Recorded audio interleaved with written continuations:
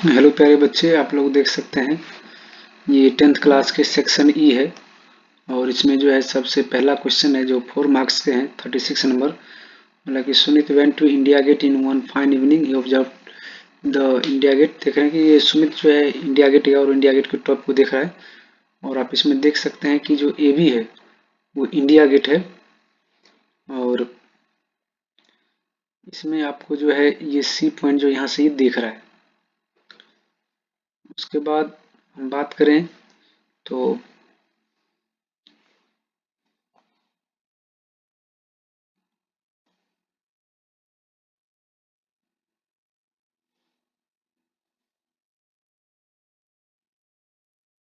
इसमें बोला गया सबसे पहला पार्ट में find the distance between the Sunit and the top of the India Gate. तो दोनों का बीच का डिस्टेंस निकालना है। तो इस प्रकार से डिस्टेंस निकालने के लिए हमें तो डिस्टेंस फार्मूला चाहिए और सबसे पहले ए और सी का कोऑर्डिनेट चाहिए। तो आपके पास ए और सी का कोऑर्डिनेट है।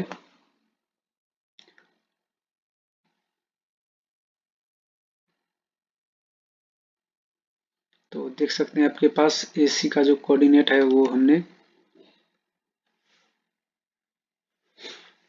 लिख दिया, उसका डिस्टेंस फार्मूला लगाया है। और डिस्टेंस किसी को भी आप x1 x2 और y1 y2 मान लो, कोई दिक्कत नहीं, आंसर सेम आना है। इस प्रकार से आप डिस्टेंस फार्मूला लगाएंगे तो आपका जो है पूरा ये आंसर आ जाएगा 8√2 यूनिट।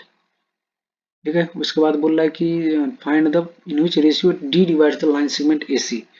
बोला किस रेशियो में डिवाइड करा है। पहले डी का और कोऑर्डिनेट देखिए -1, 0 होगा। उसके बाद हमें जो है इसका रेशियो निकालना है। तो रेशियो जब भी निकालते हैं हम तो k:1 मानते हैं। k:1 ये रेशियो हो गया। उसके बाद हम क्या करेंगे कि y देखो, इसमें जो d का कोऑर्डिनेट y0 दिया तो इसके 0 को लेकर सॉल्व करेंगे तो हमारा आसान हो जाएगा। हालांकि x में भी आंसर वही आएगा, लेकिन अगर हम y का 0 लेंगे तो और आसान हो जाएगा। तो 0 इक्वल्स टू फॉर्मूला लगा देंगे my2 प्लस ny1 अपॉन में m प्लस n। रेशियो के m का वैल्यू k है और n की वैल्यू 1 है। ठीक है। तो इस प्रकार से हम लगा देंगे तो देखिए आपका आंसर जो है आ जाएगा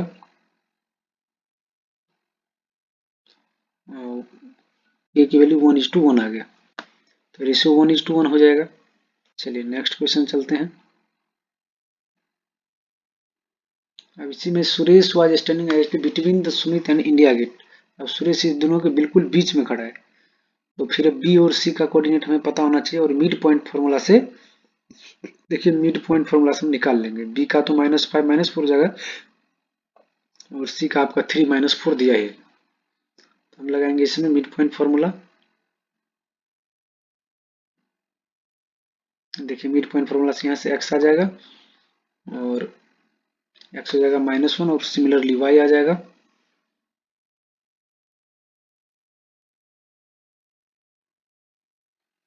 वाई आ जाएगा आपका -4 यानी -4 आ जाएगा।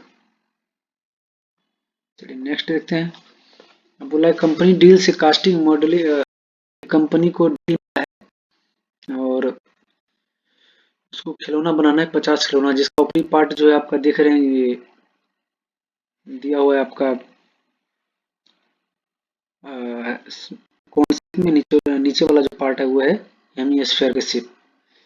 तो इसका जो रेडियस दिया है 21 और हाइट दिया है 28। तो सबसे पहले हम इसका निकाल लेंगे स्लांट हाइट, क्योंकि सरफेस एरिया की बात किया गया तो उसके लिए हमें स्लांट हाइट चाहिए। तो स्लांट हाइट का फॉर्मूला होता है √r² प्लस h²। तो इस प्रकार से देखिए जरा हम r² प्लस h² निकाल लेंगे और हमारे पास इसका आंसर आ जाएगा 35 आ जाएगा। स्लांट हाइट हो जाएगा 35 सेंटीमीटर। चलिए, और रेडियस और हाइट पहले से पता है हमारे पास। तो कोनिकल पार्ट का हमें सरफेस एरिया निकालना है। तो पाई आर एल होता है, तो पाई आर एल की वैल्यू पुट कर देंगे और इसका सॉल्व करने के बाद आपका आंसर आ जाएगा 2310 सेंटीमीटर स्क्वायर। फिर दूसरा पार्ट में हेमिस्फेरिकल पार्ट का, तो उसका होता है 2πr²। हमें रेडियस पता है, कैलकुलेशन करने के बाद सब पुट करेंगे तो आपका आंसर आ जाएगा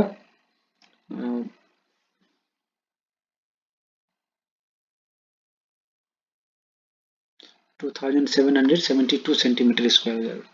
फिर हम चलते हैं थर्ड पार्ट पे। थर्ड पार्ट पे आपका हो जाएगा इसका 52 का पूछा है, तो दोनों को प्लस करके और 50 से मल्टीप्लाई कर देंगे तो आंसर आ जाएगा।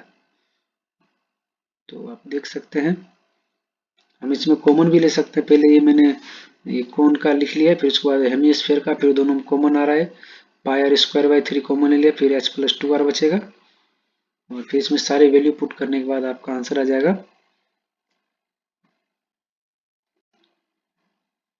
इसको सॉल्व कर लेंगे और आपका आंसर आ जाएगा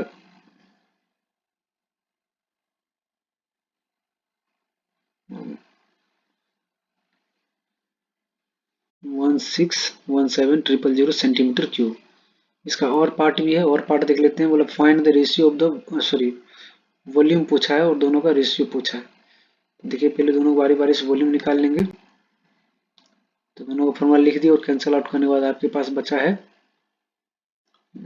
2r/h। दोनों वैल्यू पुट कर देंगे और आंसर आ जाएगा आपका 3:2 आ जाएगा आंसर। चलिए नेक्स्ट क्वेश्चन है। पंकज जो है वो एक पार्टिसिपेट करना चाहता है एक कंपटीशन में, और वो जो है उसका रिकॉर्ड रहा है कि 3000 पुशअप से घंटा मारता है वो।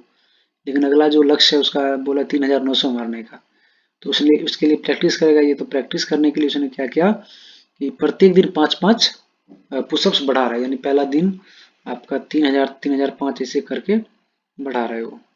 तो आप देख सकते हैं कि यहाँ पे जो पहला पार्ट है इसमें बोला from an AP representing the number of pushups per day.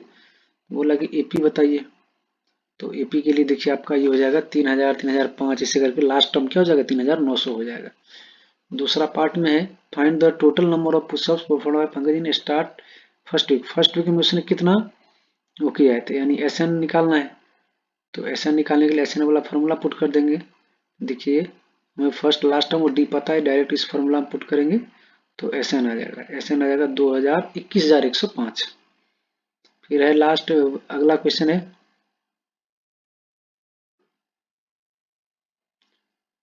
अगला क्वेश्चन है कि find the minimum number days Pankaj needs to participate. बोला कि 3900 बनाने में कितना टाइम लगेगा। तो इसके लिए हमारे पास ए दिया है, डी दिया है, ए एन दिया है। डायरेक्ट फॉर्मूला पुट कर देंगे और इसको फाइंड करेंगे हम। तो 181 दिन लगेगा उसको अपना गोल अचीव करने में। इसको सॉल्व करेंगे, बहुत आसान है, एपी का क्वेश्चन है ये। फिर अगला है 3500 में, तो 3500 के लिए भी यही फॉर्मूला लगेगा। A plus n minus 1 into d करेंगे और यहाँ से एन की वैल्यू आपका आ जाएगा कितना 101 दिन में कंप्लीट कर लेगा। तो आप लोग लाइक और सब्सक्राइब जरूर कीजिएगा। आज का क्लास यहीं खत्म होता है। धन्यवाद।